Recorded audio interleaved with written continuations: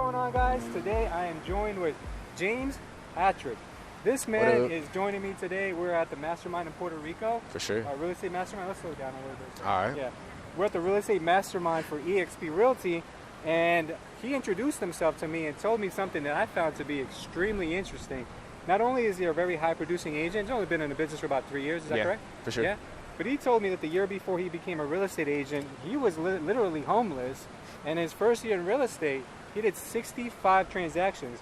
For those of you people out there who don't know, 65 transactions is a lot of volume to do for someone who's 10, 20 years in the business. This man did it year one, when most agents don't close any deals their first year. So, James, please tell me a little bit about yourself, how you were brought up, or what kind of led you to that point in your life. Yeah. Shout out to my mom. No, I'm kidding. But all jokes aside, my mom, I was raised single mother. Long story short, very hard. My mom, aunts, grandma raised me, and then at 17 decided to join the military. Wanted to go Army, for the record. My mom was like, oh, my baby's going to get shot, so I ended up going Navy. And the rest is history, actually, for sure. Did 4 years, got out, and then from there, went through a 2-year clip of just job hopping. I don't know if anyone's ever been there where it's just kind of you're trying to figure out what's the right fit. Okay. Great jobs, 21 years old, with including overtime, what you would make there. All of them were starting me out close to 6 figures, and I was like, huge blessing, and I screwed them all up. Really? You self-sabotaged? Self-sabotaged all of them.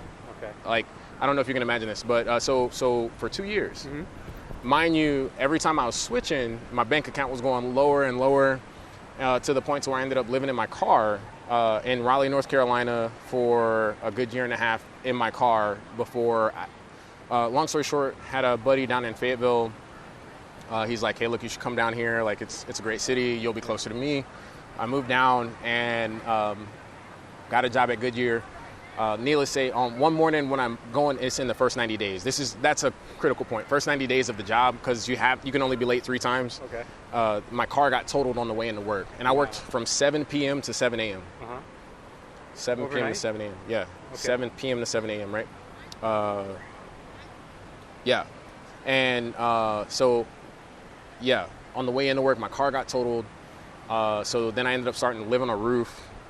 That was really crappy. Live on a roof because your car was no longer. Yeah, so my home and my car got destroyed all in one accident. And so, so you find a rooftop to move your stuff to, and then, you shower at a gyms.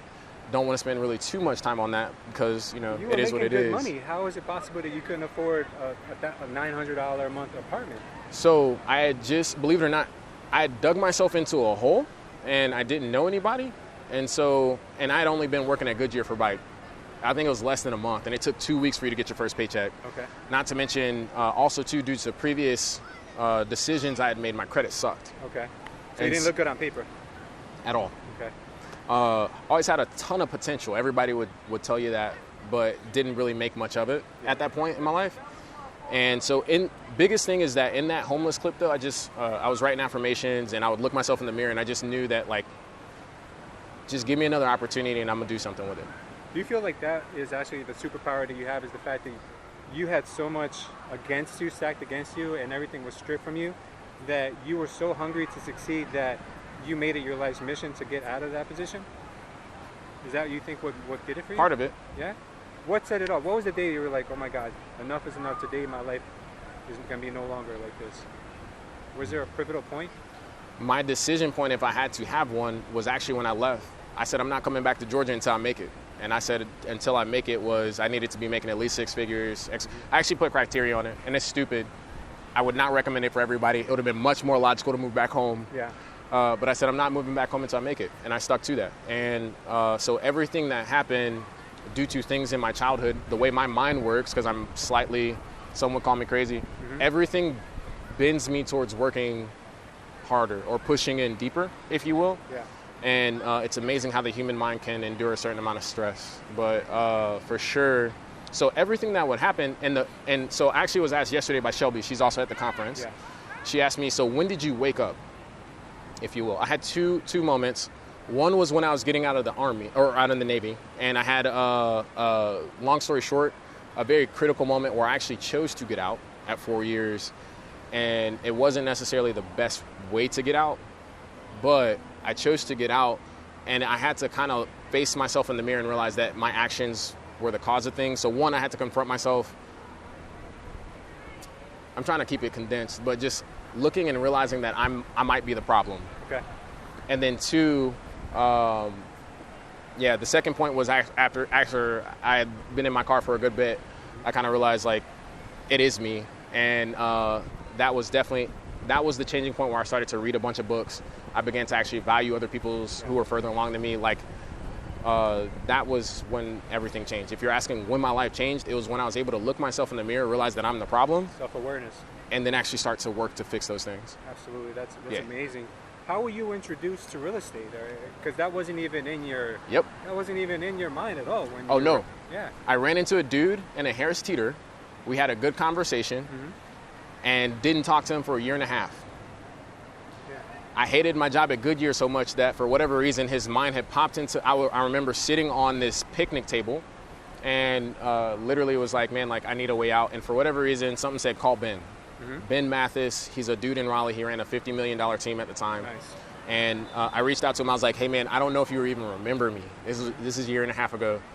But we crossed paths. We were talking about books, like, and he's like, oh yeah, we talked about XYZ in the third, like, what's up? And I was like, I need a way out of my job. And so, believe it or not, he told me to move up to Raleigh because nobody makes it in Fayetteville. Okay. That's what he told me. Okay. And nobody makes it in Fayetteville. And so, mind you, 7 p.m. to 7 a.m. going to real estate school was 9 to 5. So you had no sleep. I slept in my car for lunch breaks. I was falling asleep, and this is in a plant, so it's not the safest, but I had definitely put myself in a spot to where this had to work. Okay. This had to work. And I think that was part of a positive, but this had to work. So how did you make it work if you didn't have the fancy outfits, you didn't have the fancy car, you didn't have money for leads? How did you actually make it work? For those of you watching out there who make excuses about not being able to succeed in real estate, and you literally have everything that you could possibly ask for, how did you do it with no resources? Side note, so when I left Goodyear when I had closed my first 2 closings, right? So you actually carried both simultaneously. So for a little bit, I was working 7 p.m., 7 a.m., and then I would sleep for about 3-4 hours, and then I would just call people. Okay. Until I had to go back. Yeah. And that was my life. Hours a day. Hours. Knocking on doors, calling people, whatever it took, right? Yeah. Because this had to work. It had to. And so I did that, and out of that came the woman that, so at the time I was at Keller Williams, I had went on a lunch break and talked to the lady at, she was dishing out the food at basically like the grocery store. Okay. She was putting it in a box. She needed to sell, and I said, oh, by the way, I'm a real estate agent. I don't know nothing. Yeah. And when I was door knocking, I ended up finding somebody who was looking to buy.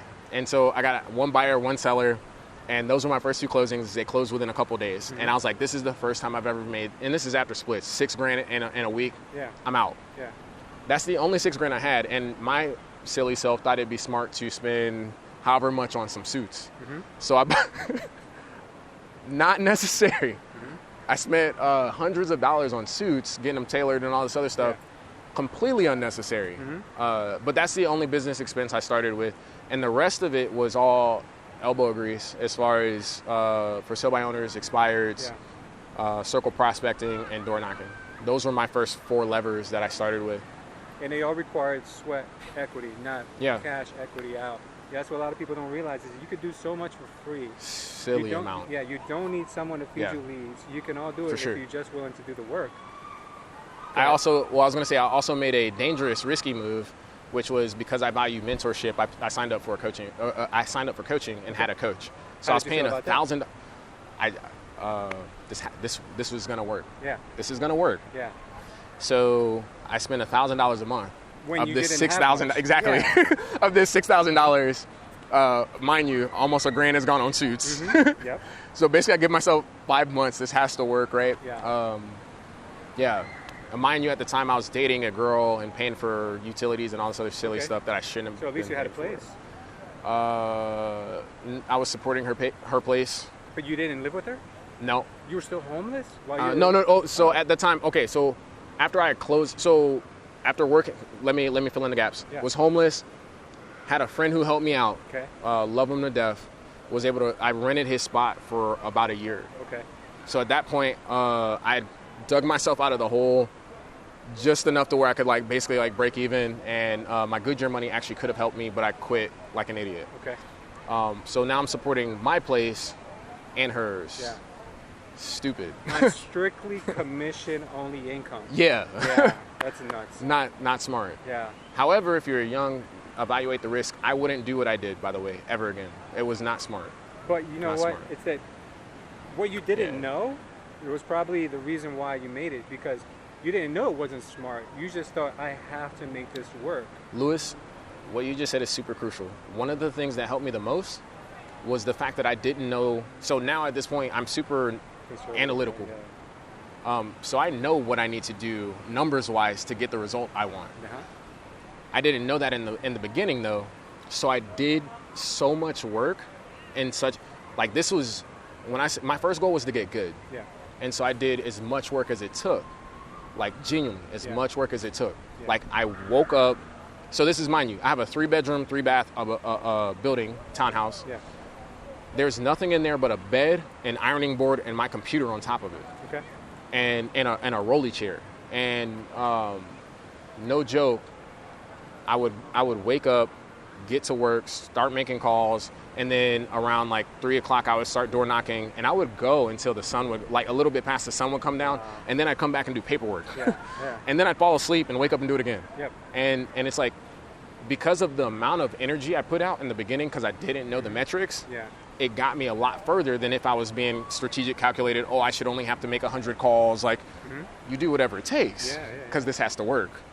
And before you know it, I actually got and I was asking for help at the firm I was at, but I didn't get anybody's attention until my broker in charge realized if she didn't help me, she was going to lose her license, because I had a bunch of deals and I didn't know what the hell I was doing. Absolutely. Wow, So- man, that's incredible. Yeah. How much of your success do you contribute toward the mentor you had, who you paid as a coach?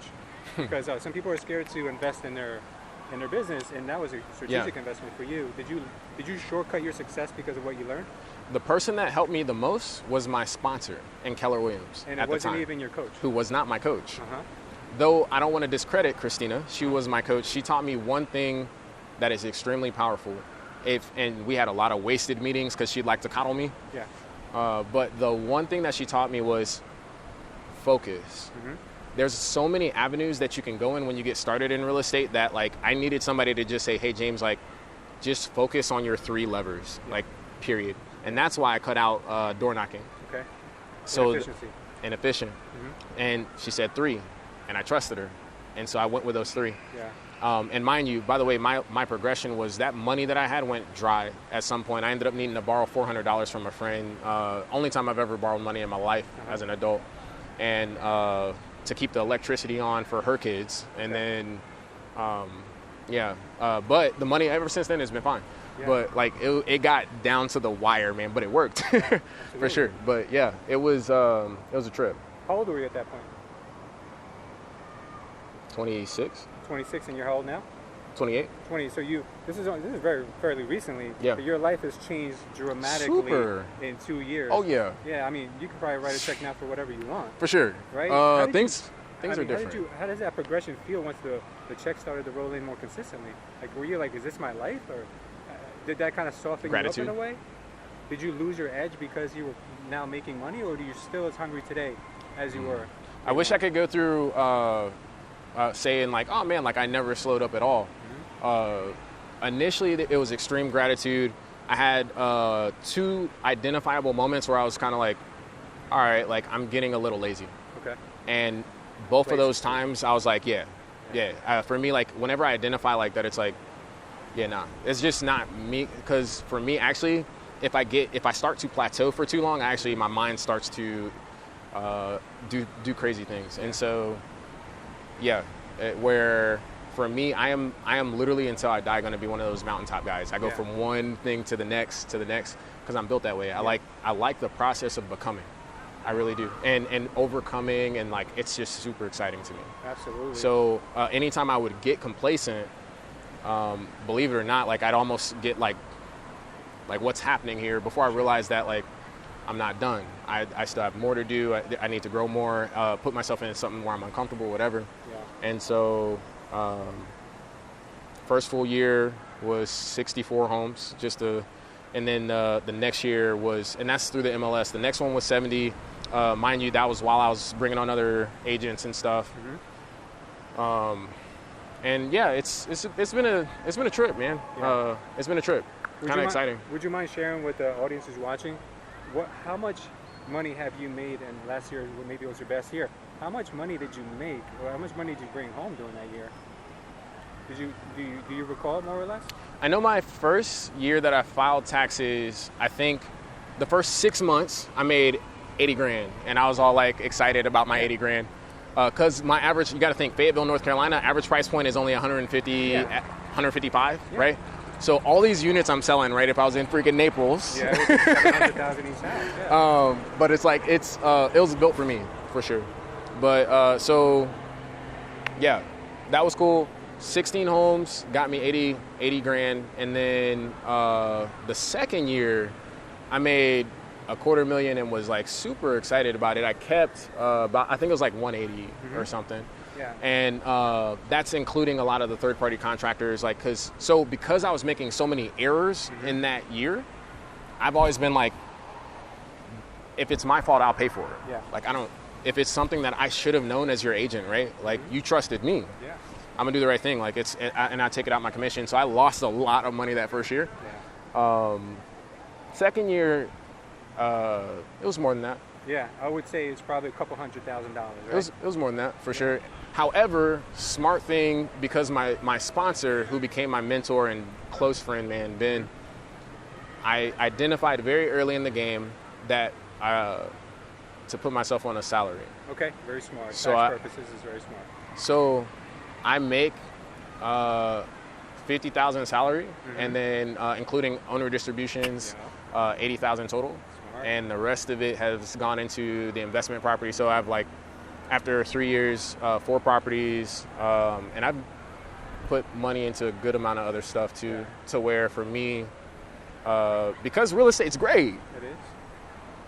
And I ain't never going back to being broke, I'll tell you that. So is it safe to say that you went from being broke or maybe in debt to now either being a millionaire or on your way very close to being a millionaire? Very much so. Very much so. Very much so. Guys, for 2 years. Very much so. And to the degree that I would be surprised if I don't hit it next year. If you don't hit it. I would actually be surprised. Like genuinely, like either way I'm going to be there. Either way, if you stopped today and didn't sell another house, you'd probably be there. So I have money in savings to where I don't have to sell another house until like mid next year. That's insane. Already. That's insane. And that's just in the account. And then I have another savings that I keep outside of that just because I'm paranoid. Got it.